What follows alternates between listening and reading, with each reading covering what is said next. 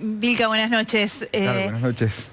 Yo creo que usted debe coincidir bastante menos con Bullrich, con Juez, por ahí de lo que por ahí pensamos. Es representante de la izquierda y tiene una mirada muy clara sobre algunas cuestiones que tienen que ver con el capitalismo, con cómo se distribuye la riqueza en la Argentina y demás. Pero hoy Esteban Bullrich habló de diálogo y le pregunto lo que le preguntábamos recién a Juez, que él dice que no es tan fácil. No, evidentemente no es tan fácil porque hace años que intentamos que la grieta se cierre y no lo logramos. ¿Usted cree que hay que transitar ese camino, que hay que buscar una unidad o un diálogo, aunque no, justamente entre, y sobre todo, los que no piensan igual? Mira, primero te digo, lo humano no me es ajeno, ¿no? O sea, lamento lo de Bullrich, la situación, un saludo también a su familia. Momentos duros así, los que venimos de abajo lo vivimos cotidianamente. Esta mañana perdí un compañero de mi partido también por una enfermedad. Joven, telefónico, Billy. Yo también perdí a mi madre durante la pandemia, en un hospital público donde estaba colapsado y no lo quisieron atender. No le dieron ni siquiera un certificado de diagnóstico y la mandaron a la casa y falleció en su cama. Por COVID. Por COVID, sin oportunidad de tener una atención médica. Imagínate tantos trabajadores o gente humilde que no tienen la oportunidad, porque por ahí no tienen una obra social, no tienen acceso a la salud. Entonces se mueren en la casa y situaciones así se repiten. Quizá lo de Bullrich es más visible, ¿no? Pero ¿sabés cuánta desgracia vive nuestra clase? Entonces, la verdad que eso es lo que desgarra socialmente. Entre aquellos que tienen plata, privilegios, viven acomodados y otros que las pasamos mal. Esa situación de contraste social es la que se vive permanentemente y creo que nos divide también a los partidos, a las ideas. Y yo creo que eso es lo que impide que esto se resuelva, porque son intereses de clase, ¿no? Recién Juez decía, mañana es el acto por la democracia y está invitado Lula. Sí.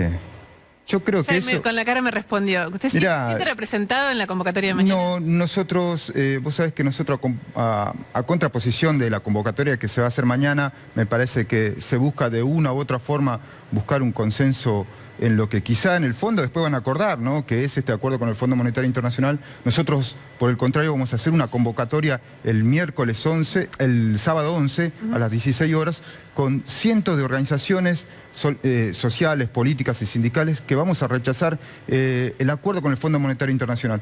Porque ese acuerdo va a hacer más diferencias sociales, más ajustes a lo que menos tenemos, a los trabajadores, a los jubilados. Entonces yo creo que muchas veces ganar la calle se hace con intenciones políticas. Ellos para justificar o sostener un gobierno que va a acordar con el Fondo Monetario Internacional, nosotros para rechazarlo con miles de trabajadores.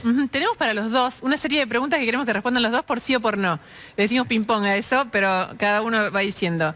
Alberto Fernández va a anunciar finalmente en algún momento un plan plurianual. La semana que viene, en principio. Sí, pero bueno, como venimos diciendo la semana que viene hace tanto, no me quise jugar. Un plan plurianual, ¿no? Se supone que es un plan de mediano plazo. ¿A favor o en contra? No vale ampliar. ¿A favor o en contra? Hace 24 meses que estamos esperando un plan.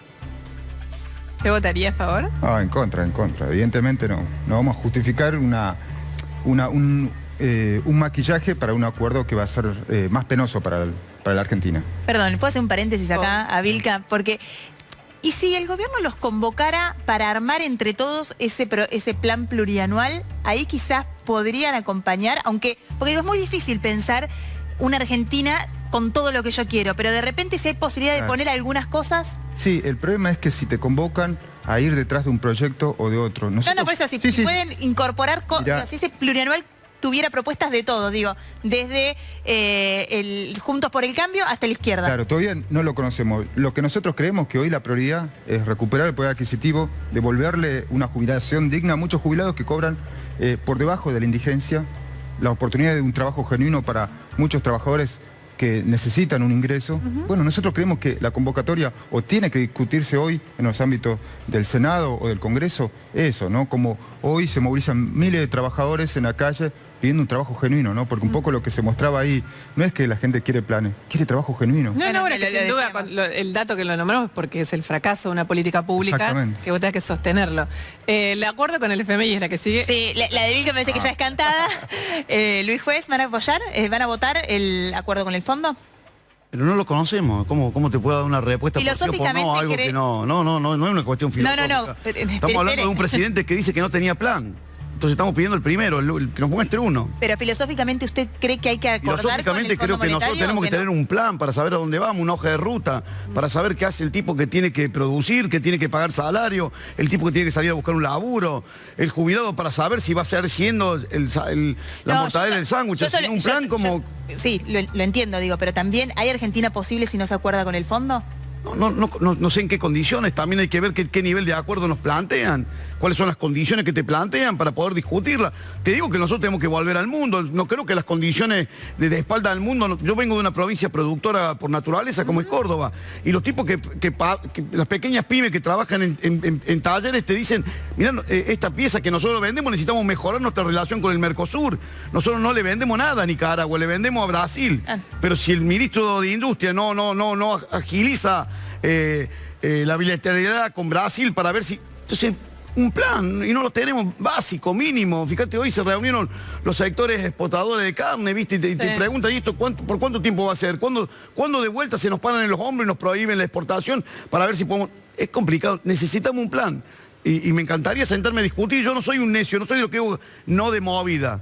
Pero déjame lo lea, déjame que lo estudie, déjame que lo podamos chequear, ¿no? Esto es concreto. Derogación de la ley de alquileres. ¿A favor o en contra? Estoy en contra, si una ley que ha perjudicado al locatario y al locador. Van a derogar. Horrible, una ley horrible. Mira, una ley de alquiler así, que perjudique a aquellos que no pueden acceder a un alquiler, o incluso, a ver, más que esto tendremos que discutir un plan de obras públicas para que muchos trabajadores y sectores populares puedan acceder a una vivienda, ¿no? Obviamente nosotros estamos por una ley que realmente favorezca al pueblo trabajador y no que realmente limite y problematice más acceder a un alquiler, ¿no? Hemos logrado el primer acuerdo, mirá, Sí, fíjate vos. vamos a llamar a Jason para Dale. que haga... Esto es la última que la hacemos en conjunto, pero como los dos fueron candidatos hasta hace nada, ¿no? Claro. Hicieron promesas de campaña. Jason Main es una persona que es muy estudioso. ¿Qué tal? muy Buenas noches, ¿cómo memorioso. anda? ¿Qué tal? Se los presento, Luis Juez, Alejandro Vilca. Bien, ¿qué tal? ¿Cómo le va, diputado? Gusto. La promesa de campaña de Vilca, a ver. No son errores. Los políticos que están al servicio de los dueños del país se creen que están por encima de todos. Digámosle basta. Empezando porque todo funcionario cobra igual que cualquier trabajador. En Jujuy, Alejandro Vilca, diputado. Bueno, ya electo... Ahí está. Ahí está. Vilca, entonces, ¿cómo se va a implementar esta promesa de campaña? ¿Cuál es el proyecto? Mirá, te explico. El Frente de Izquierda ya lo lleva adelante, ¿no? Esto en todos los lugares donde tiene banca, consejos deliberantes, legislaturas provinciales y acá en el Congreso, así como lo hace Nicolás del Caño, lo va a hacer Miriam Bregman, lo voy a hacer yo. Yo gano lo mismo que en mi lugar de trabajo como obrero de la recolección y el resto se dona a los fondos de lucha. Es algo que nosotros lo hacemos en el marco de una crítica, ¿no? Un poco... Vilca, Acá, me interrumpo porque es bastante excéntrico, ¿no? Claro. Digamos, en el buen sentido. Lo que pasa, digo, para que lo expliquemos bien, lo que usted hace es con lo que va a recibir como diputado nacional. Se va a quedar con el equivalente a su sueldo. Ahora vamos a contar la historia, Sí. a preguntar la historia de él porque es realmente imperdible, se las recomiendo muchísimo. Pero va a donar todo lo que sobre de lo que sería el sueldo de un recolector de residuos de Jujuy. Claro, se aporta a fondos de lucha donde, bueno, esto lo hace... ¿Cuánto gana un recolector de residuos de Jujuy? No, hoy está cerca de los 65.000 pesos. Depende, Se va o sea, a seguir viviendo con eso. eso es lo que están ganando los obreros de recolección de Alto Comedero, municipales, haciendo hora extra, que ganan incluso mucho menos. Yo trabajaba ahí y bueno, es lo que más o menos aproximadamente estamos ganando, ¿no? El resto se dona, es algo tradicional. Yo fui anteriormente diputado provincial y nosotros donamos a montones de conflictos. A los mineros a los mineros del Aguilar, a los trabajadores del Ingenio de la Esperanza, que eso también lo quería decir, que el gobernador Gerardo Morales despidió más de 340 trabajadores, no tenían 2 meses sin algo para comer. Nosotros colaboramos de nuestro fondo de lucha, a los trabajadores del transporte, a los choferes que también no le pagaban los sueldos, nosotros de las bancas colaboramos para sostener la lucha. Bueno, es una metodología que lo lleva a la izquierda. Además, digo, más allá de esto de las promesas, el Frente de Izquierda lo que plantea son banderas de lucha, ¿no? Para llevarla en común. Pero nosotros partimos de esto de una gran crítica, ¿no? Un poco lo que decía Juez, acá hay jueces, funcionarios, bueno, nosotros creemos que tienen que ganar lo mismo que un trabajador, porque ¿qué es lo que pasa? A la política la han transformado en un negocio. Y esto lo vemos claramente en Jujuy, ¿no? Donde Gerardo Morales, con sus más de 24 familiares, gobierna como si fuera un negocio familiar a la provincia, junto con sus socios del Frente de Todos del PJ provincial, acomodo de familias, amigos, así como acomodan jueces. Ahora, vos fijate, los sueldos que ellos cobran contrasta con lo poco que ganan los trabajadores. Los trabajadores estatales de Jujuy seguramente me están viendo, le dieron el último aumento un 12%, cuando la inflación seguramente va a alcanzar al 50% a fin de año. Entonces, ¿cómo se explica una provincia bajo la línea de la pobreza como en muchas partes del país, ¿no? Tendríamos que haberlo hecho al principio, ¿no? Pero es ahora que mostremos la asunción, la jura. Dale, veámosla.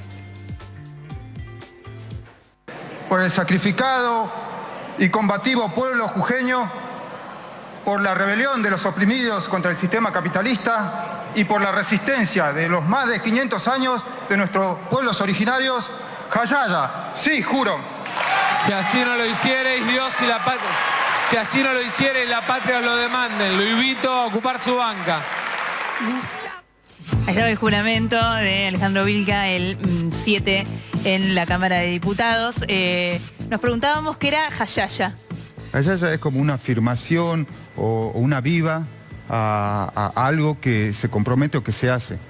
Es algo tradicional de los pueblos originarios, una palabra que viene de la Aymara y que se utiliza, ¿no?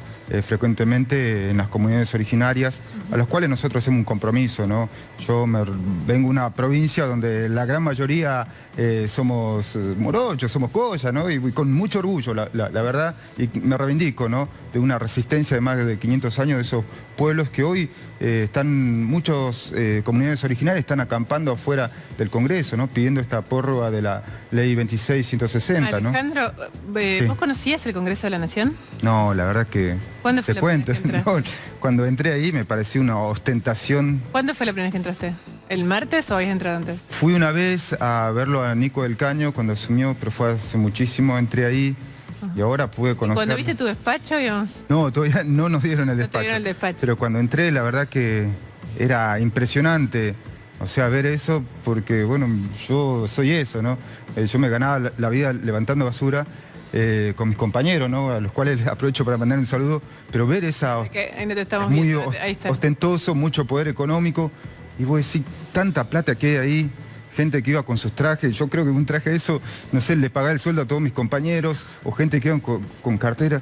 La verdad que, o sea, yo por eso quise jurar con la camisa de la recolección de residuos en homenaje a mis compañeros, ¿no? Por un labor sacrificado, duro, que muchas veces nadie lo quiere hacer. Pero nosotros le hemos demostrado que así como un trabajador de recolección puede hacer política, puede llegar al Congreso, ¿por qué no un trabajador de la construcción, una empleada doméstica? ¿Qué es lo que pasa? Hay una casta política que concentra el poder, no solamente político, económico, que desprecia, y es una minoría y desprecia al pueblo trabajador, cuando en realidad el poder lo tenemos los trabajadores, somos las mayorías, pero además producimos las riquezas. Bueno, nosotros lo que queremos con esta candidatura del Frente de Izquierda es despertar, construir una fuerte organización de los trabajadores que plantee otra salida al país. No solamente para la provincia, que planifique la economía en un sentido social y no en función de las ganancias de unos pocos empresarios que la verdad que, como hemos visto, ¿no?, están hundiendo al país en la pobreza. Alejandro, vos contabas recién de tus orígenes y hiciste de todo, digo, porque tu último trabajo es de la recolección de residuos, pero digo, vendiste empanadas, hiciste de todo.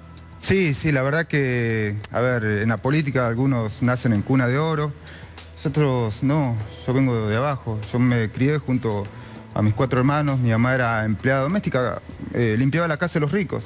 Nos criamos de muy abajo en San Francisco de Alaba, San Isidro, con mis amigos, y la verdad que la pasamos mal. Y uno ahí es donde ¿Qué la pasamos mal? ¿Qué significa? Y no tenemos, muchas veces, no había para comer. Y ahí es donde vos te empezás a dar cuenta que esto no funciona. Hay algo que es tan injusto. ¿Por qué los otros chicos tienen algo para comer y por qué uno no? Entonces ahí uno empieza a decir, esto hay que cambiarlo. Fue ahí donde empezó a surgir ese chispazo, que después en mi adolescencia pude ver en los 90, ¿te acordás que en la época de Menem, donde en el interior se pagaba con bonos, los sueldos atrasados, vi cómo las grandes movilizaciones de los trabajadores no solamente podían hacer caer gobernadores, cambiarlo, sino cambiar las políticas económicas. Eso me impactó muchísimo y vi que es la única forma de cambiarlo. Y después en la universidad, que tuve suerte de ir, que mi vieja me mandó, Y la verdad que ahí me ligué a la idea ¿Qué estudiaste? socialista. Arquitectura. 3 años en la Universidad Nacional de San Juan. Bueno, ahí me ligué a las ideas socialistas, anticapitalistas, pero como muchos chicos no trabajan y estudian, no pude terminar mi estudio y tuve que volver a Jujuy. Y ahí sí, trabajé de lo que sea, albañil, heladero, con una famosa heladería ahí, en fábricas, de todo, ¿no? Y bueno, hasta que entré en la municipalidad como obrero de recolección y bueno, durante mucho tiempo que soy planta permanente de ahí, ¿no? Sigo siendo empleado municipal, solamente que ahora estoy con licencia. Y te cuento, en el 2017, después de una gran elección, entré a la legislatura como diputado provincial, se me vencía el mandato ahora, tenía que volver a la recolección el 11 de diciembre. Pero bueno, dimos este salto O con sea, más... si vos no ganabas como diputado nacional, no entras como diputado nacional, ibas a volver a tu trabajo de recolector en la Sí. municipalidad. Pero ¿Y hiciste vos? una gran elección. Claro, 5%, ¿no? te cuento, Claro, días antes... ¿Por qué crees que llegaron? Porque el número, más allá de que es llamativo finalmente lo que lograste en poco tiempo, ¿no? ¿Por qué crees que es muy grande el número que tuviste? El 25, Mira, 25 puntos es una bestialidad. Mira, te cuento un poco, o sea, hay un marco nacional que es evidente que hay mucha decepción, bronca, también contra el gobierno de Alberto Fernández, por no haberle devuelto todo lo que le había quitado Macri, ¿no? El poder adquisitivo, lo que te decían, llenar la heladera, no pasó. Y Gerardo Morales tampoco dio una salida. Al contrario, esa grieta que te dicen de radicales peronistas en Jujuy, como te decía hace un rato, es prácticamente un solo partido. Son 2 partidos que gobiernan para los ricos. Entonces, no hay oposición. Manejan la justicia, el poder económico, todos son familias, la gente la pasa mal. Y creo que ahí en Jujuy la gente vio que la izquierda puede ser una alternativa, una verdadera oposición, pero también vio que una fuerza que se ha construido en los sectores más explotados de los trabajadores, entre los mineros, los obreros azucareros, los trabajadores estatales, y bueno, una fuerza consecuente que se ha plantado en la legislatura, pero también en las calles, ¿no? Junto al pueblo. Estaba pensando en tus orígenes y lo que vos contás de cómo te abriste camino en la política y por qué y para qué. Y pensaba, digo, porque hay mucha gente que cuando ve esa diferencia se enoja con los políticos. O este mensaje, por ejemplo, de Milei, de la casta, y esta cosa de decir... Y te da como bronca con la dirigencia política. Vos, en cambio, elegiste meterte y convertirte ¿Qué es en lo un que político. pasa? Mira, generalmente en provincias del interior, capaz que el juez lo puede ver, hay un régimen político muy feudal. Se entremezcla el poder político y económico. Entonces han hecho, como te decía hace rato, ¿no? De la política un negocio, pero prácticamente obsceno, donde la gente dice, no, esto es una porquería, mejor no me meto. Pero cuando pasa eso, ellos dicen, mejor, así seguimos gobernando nosotros, tranquilamente. Nosotros dijimos, no, tenemos que, si esto sigue así, se hunde la provincia. Tenemos que construir una alternativa política de los trabajadores. Por eso desde el Frente de Izquierda, así como lo hacemos en todo el país, ¿no? Junto a Nicolás del Caño, Romino del Plau, Miriam Bregman, ponemos una fuerza que organiza a los trabajadores y de una pelea, ¿no? Y sobre todo con candidaturas obreras que nos ha ido muy bien, ¿no? En Jujuy, Claro. llegando a este 25% La con el... tercera fuerza Sí, a la nivel tercera nacional fuerza es la izquierda este año. Alejandro, vos, cuando tu mamá, que además fue un poco el motor de la Sí. que crió, ¿cuántos hermanos son, dijiste? Nosotros somos 5. 5. Yo soy el menor. Que crió sola a todos ustedes, ¿no? Una héroe. Murió de COVID, vos ya eras diputado provincial. Uno tiende a pensar, justamente por esto de la casta política, que cuando alguien alcanza un cargo tiene acceso a la salud. Y vos lo que, digamos, todos nos podemos morir de COVID, mucha gente se murió de COVID aún con un enorme acceso a la salud, pero vos lo que contaste es algo mucho más cruel, que es que la llevaste a tu mamá al hospital y te la devolvieron a tu casa sin siquiera decirte que tenía COVID y se murió en tu casa. Lo que pasa es que en ese momento habían colapsado el sistema sanitario.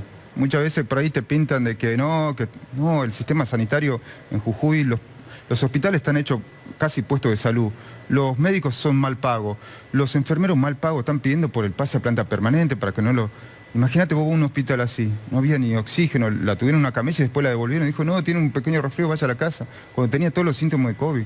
La llevamos a la casa, mi vieja siempre despreció los privilegios, nosotros también, si hay algo que nos enseñó es eso, pero aún así no pudo ni siquiera tener una ambulancia, falleció, no dio más su corazón, y la verdad que lloré mucho, ¿no? Junto con mi hermano, pero así muchas familias. ¿Y sabes qué me da bronca? De que por ahí mis hermanos que estaban en otras provincias no la pudieron visitar ni despedir, mis sobrinos tampoco. Pero vos después veías fotos en Olivos, los mariachis con Carrió. ¿No te da bronca decir? Esa casta política, yo la viví de lleno. Despreciamos los privilegios, pero también peleamos por otra sociedad más justa, pero donde la clase trabajadora planifique la economía y cuestione de raíz esta sociedad tan injusta, ¿no? Gracias, Alejandro. Muchas gracias por estar acá.